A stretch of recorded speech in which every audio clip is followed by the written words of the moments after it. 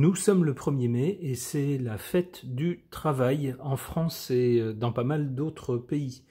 C'est peut-être le bon moment pour s'interroger sur justement le travail en France. La façon de travailler, les conditions de travail, elles ont connu des évolutions significatives au cours du XXe siècle, mais maintenant, au cours du XXIe siècle, avec l'ombre d'une crise économique importante qui semble se profiler, eh bien ça va peut-être changer. On a vu au cours du XXe siècle beaucoup d'évolutions dans le sens de conditions de travail beaucoup plus favorables, beaucoup moins pénibles, avec les congés payés, avec pas mal de semaines de congés, en tout cas en Europe et en France par rapport à d'autres parties du monde. Des horaires de travail qui sont bien moins fatigants maintenant que jadis, qu'autrefois, mais également une évolution aussi des outils de travail. Avec l'arrivée d'Internet, de l'informatique, on travaille totalement différemment de la façon dont on travaillait autrefois, avec maintenant la possibilité de télétravailler, ce qui n'était pas le cas autrefois. Alors tout ça, c'est des évolutions importantes, mais avec la crise économique qui arrive, on sent bien que certains avantages risquent d'être remis en question. Alors dans quelle mesure? Si ça se trouve, pas du tout. Si ça se trouve, on va continuer à travailler comme on travaillait ces derniers temps, ou pas, ou on va peut-être s'adapter de façon surprenante, auquel on ne pense pas aujourd'hui, ou peut-être va-t-on devoir renoncer à certaines choses. Je ne sais pas. Je voudrais en tout cas interroger les cartes au sujet des conditions de travail en France. J'interroge le tarot de Marseille.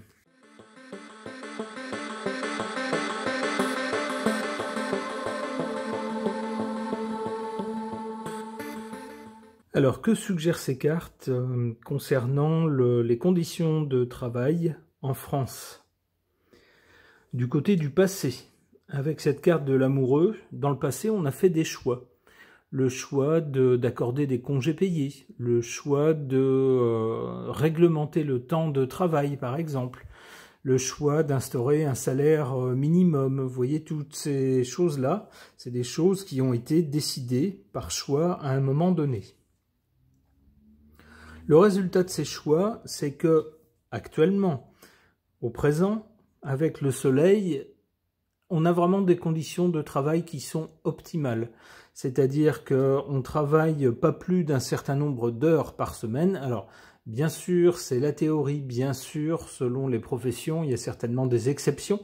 Mais en tout cas, il y a une règle générale à partir de laquelle sont extrapolées ensuite sans doute des conditions spécifiques à certaines professions, mais de façon générale, on a avec cette carte du soleil d'excellentes conditions de travail, c'est-à-dire pas plus d'un certain nombre d'heures par semaine, un salaire minimum qui est garanti, on ne peut pas descendre en dessous de ce salaire, et puis des conditions de travail aussi qui, avec les récents progrès de la modernité, deviennent plus faciles. On pense au télétravail qui s'est accéléré avec la crise sanitaire qu'on a connue. Alors le télétravail, ça existait avant, mais c'était pas la norme. Et avec la crise sanitaire, il a bien fallu trouver des solutions, inventer des solutions, s'adapter avec les moyens du bord. Et du coup, pour beaucoup d'entreprises, ça a été la découverte du télétravail. Et dans beaucoup d'entreprises, c'est plus ou moins resté. C'est-à-dire qu'on a une règle de peut-être une journée, 2 jours de télétravail possible pour certains salariés. Ou alors, selon la distance d'habitation des salariés par rapport à l'entreprise, lorsque c'est possible, on va les autoriser à faire plus ou moins de télétravail, par exemple. Alors, c'est un peu gagnant-gagnant. C'est gagnant pour le salarié qui, lui, n'a pas les déplacements à faire. Il reste chez lui, donc il n'a pas tous les frais de déplacement. Il gagne du temps également. C'est gagnant pour l'entreprise si elle peut se passer de tous les frais qu'il y a pour éclairer, chauffer les bureaux. C'est autant de gagner. Alors, ça n'a pas que des avantages, ça a aussi des inconvénients. Évidemment, on n'a plus le sentiment de faire partie d'une entreprise où tout le monde se retrouve. On n'est plus qu'un terminal un peu anonyme chez soi. On pourrait travailler pour n'importe quelle entreprise de la même façon. C'est un peu dépersonnalisant. Mais en tout cas, les conditions de travail ne sont pas imposées. Souvent, le télétravail n'est pas imposé. C'est souvent un choix. Et ça permet de moduler en fonction de ce qu'on souhaite faire, de notre emploi du temps personnel. Même chose avec le temps de travail. Ça permet souvent de dégager une journée de congé dans la semaine. Alors peut-être pas toutes les semaines de l'année, mais dans beaucoup de cas. Ce qui permet de faire des choses à côté pendant la semaine qu'on ne peut pas faire le week-end. Donc des conditions de travail a priori optimales. Cela dit, pour l'avenir, avec la PAPES, on a des gens intelligents qui ont déjà analysé tous les choix qui ont été faits, la façon de travailler, et qui ont déjà échafaudé un plan pour l'avenir, ont des projets pour l'avenir, mais ils ne les disent pas. En général, c'est pas bon signe, quand on préfère ne rien dire. On verra avec d'autres cartes.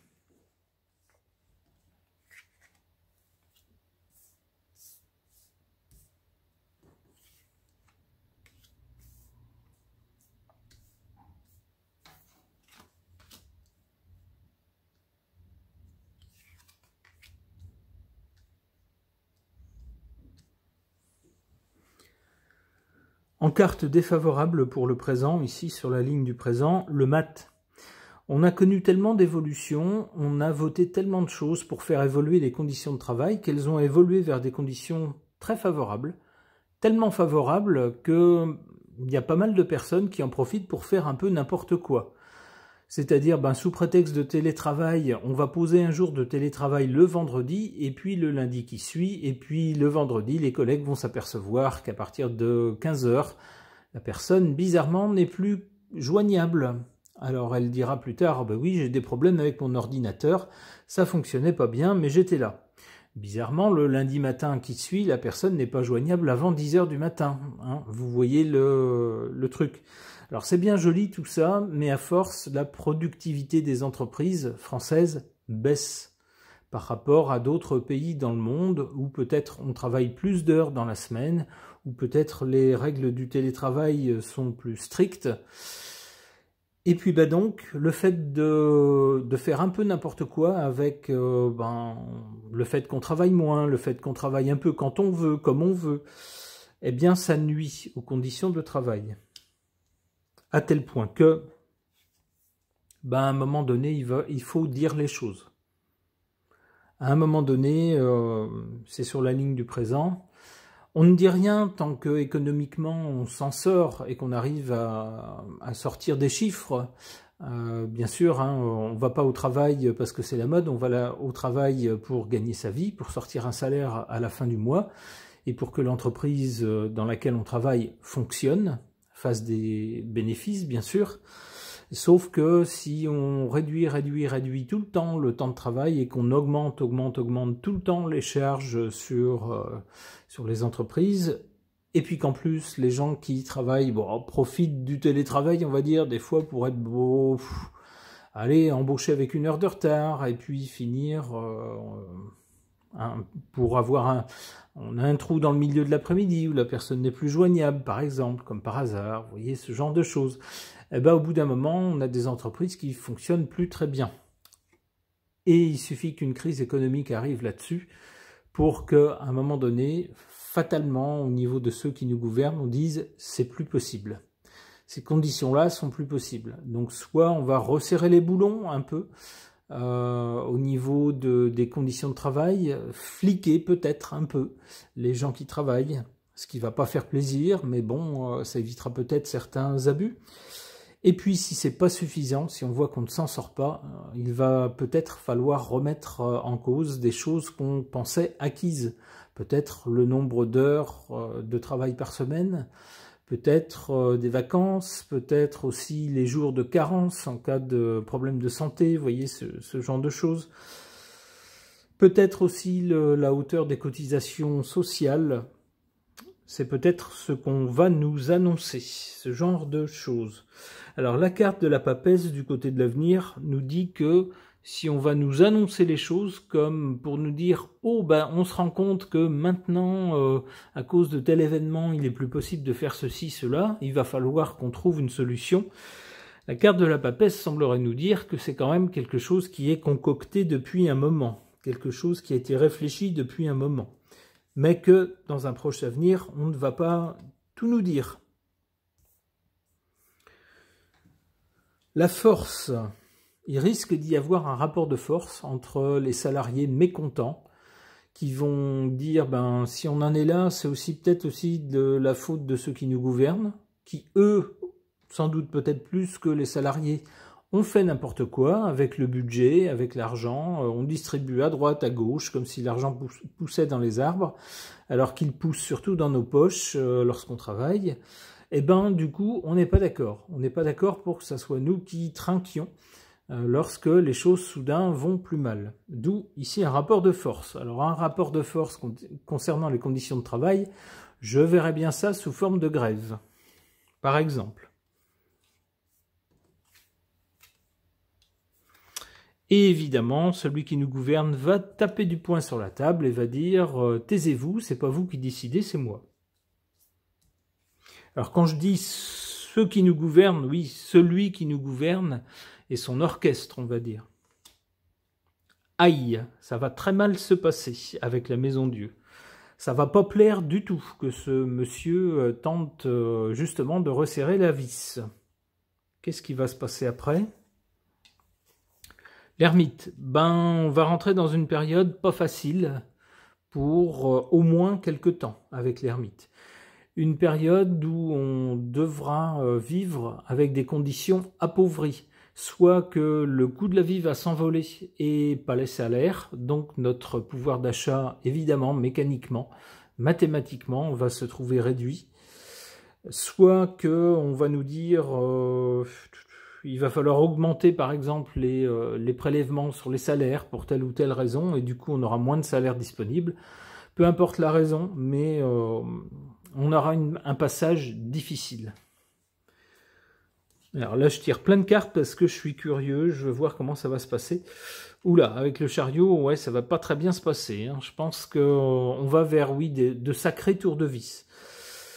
Bon, le chariot nous parle quand même de donner un coup de rêne pour dépasser les difficultés, dépasser les obstacles. Mais c'est aussi la carte de la police, par exemple, ou des militaires. C'est-à-dire que peut-être qu'on arrivera finalement, alors pas tout de suite, ça prendra du temps avec l'ermite, à vaincre les obstacles liés à une mauvaise gestion d'antan ou peut-être trop de facilité dans le travail, des conditions qui ont été favorables à une époque mais qui ne sont plus tenables après, surtout quand il y a une crise qui arrive. Et évidemment, on n'est pas content quand on les remet en question. Ça va durer quelques temps, on devrait s'en sortir avec la carte du chariot. Mais attention, parce que les gens risquent d'être avec le chariot très surveillés, c'est-à-dire qu'on ne passera plus rien. Bon, eh ben espérons qu'on s'en sorte quand même. Ok. En ce 1er mai, un tirage de cartes sur l'évolution des conditions de travail. J'interroge, se promettait Lenormand.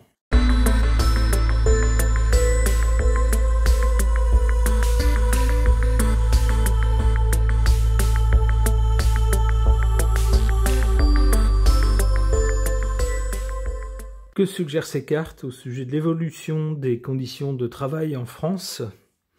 Du côté du passé, on a la carte de l'arbre, c'est-à-dire que jusqu'à récemment, les conditions de travail étaient très favorables en France. C'était agréable de travailler en France avec un certain nombre d'heures par semaine qu'on ne doit pas excéder. Un salaire minimum garanti, des cotisations qui font que en cas de maladie, en cas de chômage, pas de souci, on est pris en charge. Mais ça, c'est du côté du passé. Ça tendrait à nous dire que à partir de maintenant, c'est fini. Qu'est-ce qu'on a à partir de maintenant? La tour. Alors la tour, ça fait penser à des gens qui sont enfermés dans leur tour. On peut y voir un pouvoir qui s'affirme.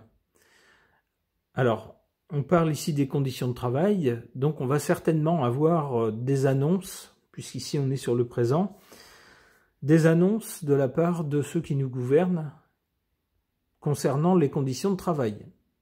Ça va certainement être pour les remettre en question. Du côté de l'avenir, avec les oiseaux, on a de la communication, de l'échange et peut-être des débats. Il semble que ce qui va être annoncé ici par le pouvoir, ceux qui sont dans la tour, va donner lieu à beaucoup de discussions, va faire pas mal de remous. On peut penser aux réseaux sociaux par exemple, mais aussi les gens entre eux, dans les entreprises, peut-être à l'extérieur, et sur les médias, sur les différents médias.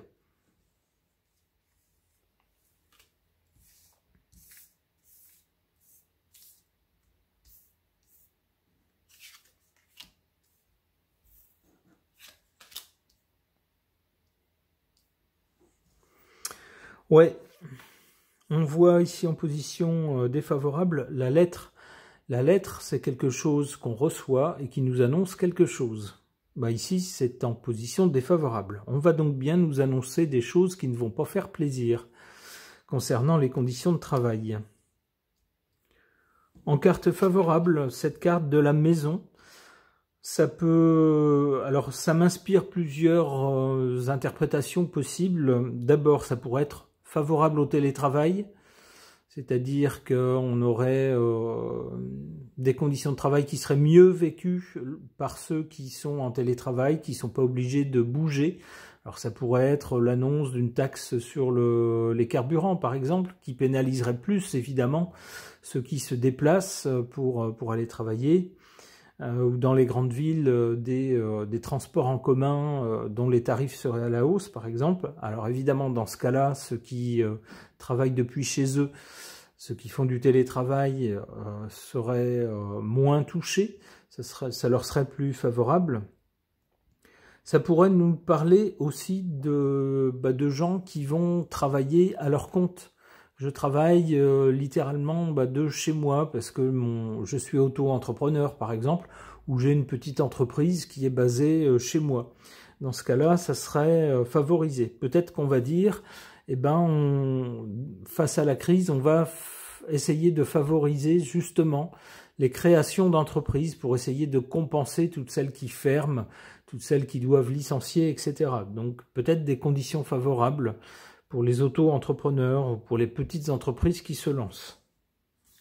Alors je sais bien que les dernières annonces n'étaient pas dans ce sens-là, mais j'ai vu très récemment que le seuil de déclaration ou le seuil d'imposition de déclaration de la TVA, je ne sais plus, un truc en rapport avec la TVA pour les auto-entrepreneurs. Alors la TVA devait être déclarée à partir d'un certain seuil.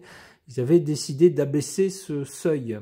Il y a eu une levée de boucliers, beaucoup de gens disant dans ces conditions, moi mon affaire va plus être rentable, donc je vais être obligé de fermer boutique.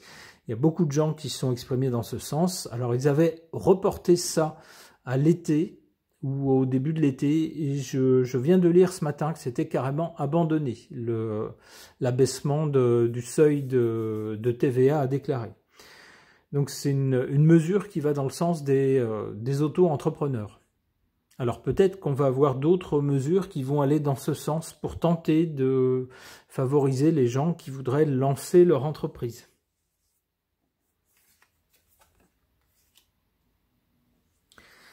Les poissons. Alors traditionnellement, cartomancie, les poissons, ça nous parle d'argent. Donc dans l'avenir, dans les jours, les mois, les semaines à venir, on va avoir avec les oiseaux donc beaucoup de réactions, de gens qui vont s'exprimer sur les mesures de ceux qui nous gouvernent, en particulier concernant l'argent. C'est-à-dire, peut-être qu'on va dire, nous, dans ces conditions-là, ça va pas faire nos affaires, on va perdre de l'argent, ou alors, de quelle façon est-ce qu'on pourrait avoir des mesures incitatives qui permettront malgré tout de gagner de l'argent?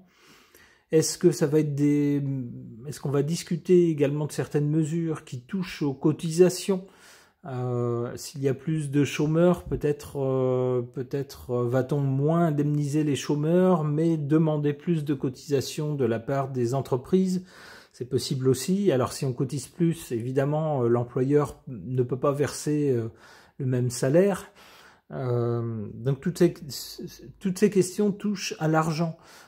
Au final, l'argent qu'on gagne, mais l'argent qui est dans le circuit. Ce sont des questions qui, a priori, vont revenir sur le tapis.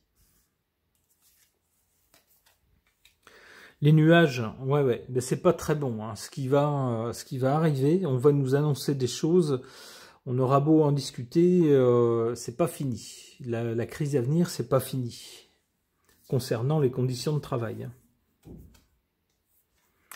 Ah, on a quand même un peu plus tard, mais pas tout de suite, on a un passage pas bon à passer d'abord, où on va nous annoncer des choses qui vont pas nous plaire, mais à plus long terme, avec le lys, on a quand même quelque chose de beau, de noble, qui revient.